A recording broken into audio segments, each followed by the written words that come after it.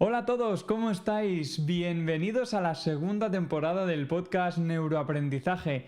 Muchísimas ganas, muchísima ilusión de volver a estar ya delante del micro, de volver a estar delante de la cámara y de empezar a hablar otra vez de neurodesarrollo, de desarrollo infantil y aprendizaje. Si bien es verdad que es algo que no he dejado de hacer en mis redes sociales, pues tenía muchísimas ganas de volver ya al formato podcast porque personalmente soy un gran consumidor de podcast. Y me gusta mucho este formato, creo que se establece como un clima muy íntimo en el que a la vez, pues bueno, poder divulgar en este caso sobre neurodesarrollo infantil, sobre aprendizaje, sobre bebés, sobre rabietas, sobre límites, pues bueno, pues me hace extremadamente feliz. Y ya os digo, pues estrenando la segunda temporada del podcast, una idea del podcast en definitiva que salió en verano del año pasado que pues pensé y hablé con algunos amigos y compañeros y les dije la idea que tenía, pero en ningún caso pude llegar a, vamos, ni a imaginarme de que iba a estar grabando una segunda temporada ahora mismo, vamos, ni que fuera a tener los invitados que va a tener esta segunda temporada. Ahí creo un poquito de hype, pero la verdad es que vale muchísimo la pena. Bien, entonces, la primera temporada me gusta calificarla, me gusta describirla como el edificio y sus grietas, ¿no? Fuimos repasando un poquito todo el edificio del aprendizaje y las grietas que nos podemos ir encontrando, ¿no? Entendidas grietas como dificultades de aprendizaje. Podemos encontrar TDAH, podríamos encontrar dislexia, discalculia, dificultades de lectoescritura, hablamos de lateralidad, hablamos de reflejos primitivos, pero si bien es verdad que de forma muy por encima, simplemente como dando una breve pincelada, ¿no? Hablamos también algo del gateo y demás, ¿no? Pero como os decía, era una temporada que estaba muy dirigida a lo que era el aprendizaje en sí, ¿no? A la etapa educativa, digamos, del aprendizaje más en serio. Es por encima de los 7 años hasta los 18. Y esta segunda temporada, pues la he estructurado y la he especificado dentro de la etapa de la precuela del aprendizaje. Es decir, ¿qué pasa antes de todo el aprendizaje escolar, ¿no? Entonces, esos de 0 a 6 años, que al final es una etapa que se puede aún dividir de los 0 a 3 y de los 3 a 6 para ser estrictamente protocolarios. Y he querido dividirla entre los 0 y los 6 años, teniendo en cuenta la importancia que tiene cada hito, cada parte de esta etapa en el futuro aprendizaje, ¿no? Entonces, pues sin más, vamos a por el primer episodio de la segunda temporada del podcast Neuroaprendizaje. En este caso, la precuela del aprendizaje.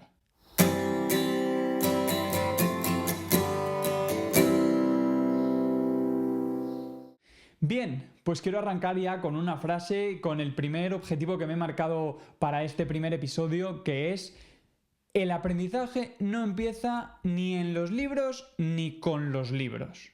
El aprendizaje empieza en el cuerpo a través del movimiento. Y esto es algo que tenemos que tener muy claro. Gracias al movimiento vamos asentando aquellas bases que nos permitirán un desarrollo futuro del aprendizaje con éxito.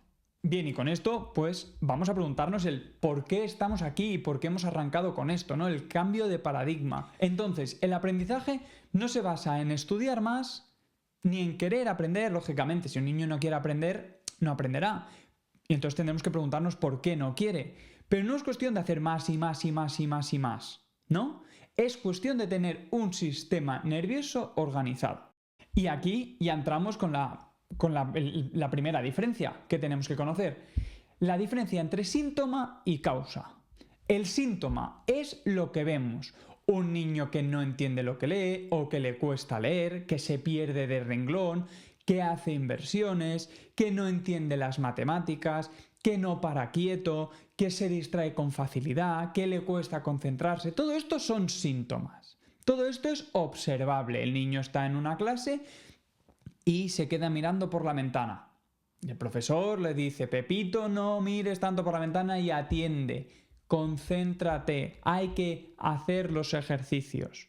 Bien, esto es el síntoma que vemos. Un niño despistado mirando por la ventana. Un niño que invierte letras o sílabas. La causa, el origen, es decir, ¿por qué pasa eso? Entonces, la causa es un sistema nervioso que necesita madurar.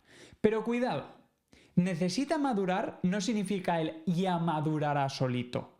Si bien es verdad que cada niño tiene su ritmo, cuando ya detectamos que puede haber una dificultad, y dificultad es igual a síntoma, quiero deciros, se pierde al leer o hace inversiones o no puede parar quieto o le cuesta entender y concentrarse, cuando vemos eso, tenemos que ir a trabajar el porqué de ese síntoma.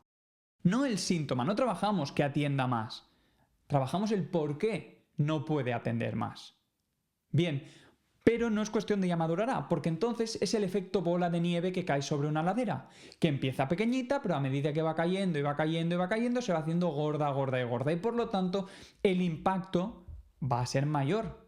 Eso significa que a medida que el niño avance en el transcurso escolar, en los años, las dificultades académicas subirán, por lo tanto se requerirá de una mayor tarea cognitiva y por lo tanto la dificultad irá subiendo. La bola de nieve de la dificultad del niño se va a hacer más grande y el impacto será también más grande. Bien, entonces, vamos ahora a hacer un breve repaso de lo que ya hablamos un poquito en el capítulo del desarrollo del cerebro en la temporada pasada. Pero recordad, la teoría del cerebro como una casa. Tenemos el sótano, que es donde está el cerebro reptiliano, que es el que se encarga de la supervivencia pura y dura, de la respiración, del latido del corazón, etc. Luego tenemos la primera planta, el cerebro mamífero, que es el que se encarga o el que está especializado en las emociones. Y por último tenemos el ático, el neocórtex, el cerebro humano, que es el que se encarga o es donde están las funciones ejecutivas. La atención, la concentración, la memoria de trabajo, etc. Si os acordáis, dividimos ese ático en dos, ¿no? La habitación de la derecha y la habitación de la izquierda. La habitación de la derecha, el hemisferio derecho, el hemisferio creativo. La habitación de la izquierda, hemisferio izquierdo, el racional y el analítico. Y en medio que tenemos el pasillo que une a los dos hemisferios. Esto es el cuerpo calloso. Bien, entendido esto y habiendo repasado esto del episodio del cerebro de la temporada anterior, quiero que os imaginéis una pirámide. Esa pirámide, como bien sabéis, tiene una base más ancha y una cúspide más estrecha. Pues esta pirámide la vamos a dividir en 4. La primera parte, la base, la parte más ancha. Aquí es donde se encuentra todo el sistema sensorial. Sistema auditivo, sistema visual, sistema táctil, sistema vestibular, sistema propioceptivo. Bien, este es, ya lo dice su nombre, la base. El primero que tiene que estar desarrollado, el primero que tiene que ser sólido. ¿Para qué? Para luego poder dar paso al nivel 1. Que es donde se encuentran los reflejos primitivos, la discriminación sensorial, la coordinación bilateral, el esquema corporal, la postura. Bien, en el nivel 2 ya entramos con la percepción visoespacial, la coordinación ojo-mano, la concentración, el control oculomotor. Bien, y por último llegamos a la cúspide de la pirámide, la parte más alta y más estrecha, que es donde encontramos el aprendizaje escolar, las tareas del día a día o la conducta. Entonces, necesitamos ir nivel a nivel asimilando y solidificando cada parte de cada nivel para poder llegar a las partes más altas. Entonces, si hay una parte inferior con una dificultad, será muy difícil poder pasar a una parte superior, a un nivel superior. ¿Por qué? Porque es que la pirámide se tambaleará. Entonces, lo que hará es que el cerebro se focalizará en aquella parte inferior que tiene una dificultad en lugar de irse a la superior. ¿Por qué? Porque es más de supervivencia, es más necesaria. Necesitamos antes un buen equilibrio o un buen olfato o una buena audición antes que poder aprender a nivel de supervivencia humana. Por lo tanto, el cerebro lo que va a hacer es focalizarse en aquella tarea de nivel inferior que necesite ayuda, que tenga una dificultad y no pasará a las superiores. Por eso es tan importante tener aquellas bases y aquellos niveles inferiores bien asimilados, bien estructurados y bien fortalecidos para poder pasar a niveles superiores. Y en ese caso también al aprendizaje. Un ejemplo. un niño que tiene reflejos primitivos por integrar, por ejemplo, un espinal galán, que tiene unas bases prelaterales que no las tiene asimiladas y por lo tanto su lateralidad será no definida, ya que las bases prelaterales que van previas no están bien asimiladas, no le podemos pedir que se concentre, que atienda o que lea y además comprenda. ¿No? ¿Por qué? Pues porque su cerebro estará gastando toda su energía en mantener su postura en la silla, en no moverse, en regularse, en saber que tiene que atender, en no perderse de la línea o no repetir una palabra. Claro, ¿cómo le vamos a pedir luego además que entienda que es una función cognitiva superior? Su energía estará totalmente disponible en las funciones más básicas, en los niveles inferiores, y no quedará energía en el cerebro para funciones superiores. Entonces es imposible que un niño que tiene una dificultad visual en el seguimiento ocular, que hay anticipaciones, hay pérdidas, hay falta de convergencia y divergencia, y está haciendo un esfuerzo por 4 además, para no perderse del renglón al leer, que encima entienda. ¿Entendemos cómo los niveles base y 1 influyen directamente en el aprendizaje?